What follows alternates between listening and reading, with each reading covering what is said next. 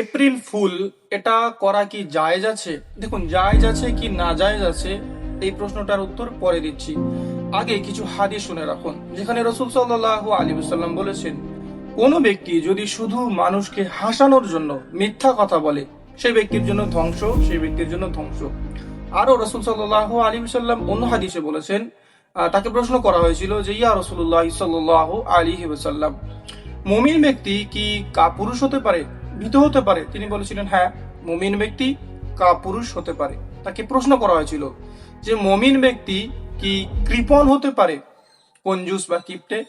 তিনি বলেছিলেন, হ্যাঁ, মুমিন ব্যক্তি কৃপণ হতে পারে। তাকে তখন প্রশ্ন করা হয়েছিল, ইয়া রাসূলুল্লাহ সাল্লাল্লাহু আলাইহি ওয়াসাল্লাম, মুমিন ব্যক্তি কি মিথ্যাবাদী হতে পারে? তখন তিনি বলেছিলেন, না, মুমিন ব্যক্তি মিথ্যাবাদী হতে পারে না।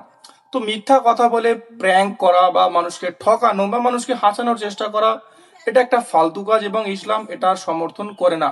তো জায়েজ কি না জায়েজ সেটা আশা করি আপনি বুঝতে পারছেন। ইসলাম এই সমস্ত কাজ সমর্থন করে না। সো নিজের ইমানটাকে কেয়ারফুল রাখুন এবং আল্লাহ পাক রব্বুল আলামিনের ইবাদত করুন বেশি বেশি।